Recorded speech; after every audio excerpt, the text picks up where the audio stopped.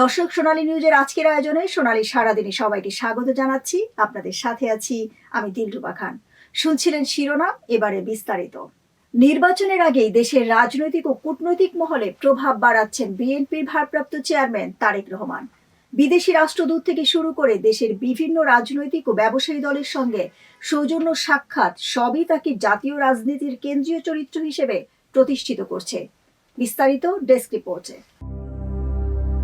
বাংলাদেশের রাজনীতিতে এক ঐতিহাসিক অধ্যায়ের অবসান ঘটেছে ৩০ ডিসেম্বর। সাবেক প্রধানমন্ত্রী বিএনপির চেয়ারপারসন বেগম খালেদা জিয়ার মৃত্যুতে শোকাহত দেশ।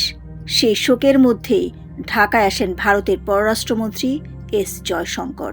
বিএনপির ভারপ্রাপ্ত চেয়ারম্যান তারেক রহমানের সঙ্গে সৌজন্য সাক্ষাতে জয়শঙ্কর তুলে দেন ভারতের প্রধানমন্ত্রী নরেন্দ্র মোদীর পাঠানো সমবেদনার চিঠি।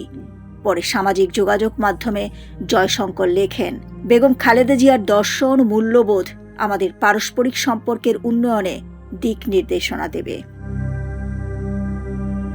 এই বক্তব্যকে বিএনপির সঙ্গে ভারতের দীর্ঘদিনের দূরত্ব কমার ইঙ্গিত হিসেবে দেখেছেন বিশ্লেষকরা। অতীতে জামায়াতের সঙ্গে জোট, পাকিস্তান ঘনিষ্ঠ অবস্থান ও ভারত বিরোধী অভিযোগে নয়াদিল্লির সঙ্গে বিএনপির সম্পর্ক ছিল টানাপোড়েনের। তবে রাজনৈতিক বাস্তবতা বদলেছে। ছাত্র নেতৃত্বাধীন গণ অভ্যুত্থানের পর শেখ হাসিনার ক্ষমতাচ্যুতি, আওয়ামী লীগের নির্বাচনের বাইরে থাকা, সব মিলিয়ে বিএনপি এখন রাজনীতির কেন্দ্রবিন্দুতে।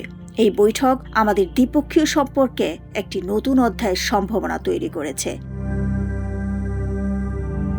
বিশ্লেষকদের মতে ভারতের জন্য তারেক রহমান এখন তুলনামূলকভাবে গ্রহণযোগ্য ও বাস্তবসম্মত বিকল্প। যদিও শেখ হাসিনা প্রত্যার্পণ সহ কয়েকটি ইস্যুতে ভবিষ্যতেও চাপ রয়েছে। বিএনপি বলছে তারা ভারত বাংলাদেশ সম্পর্ককে ব্যক্তি নির্ভর নয়, জনগণ কেন্দ্রিক করতে চান। সৌজন্য সাক্ষাৎ নাকি কৌশলগত পরিবর্তনের সূচনা, তা নির্ভর করছে আসন্ন নির্বাচনের ফল ও ভবিষ্যৎ কূটনৈতিক পদক্ষেপের ওপর। ডেস্ক রিপোর্ট, সোনালী নিউজ।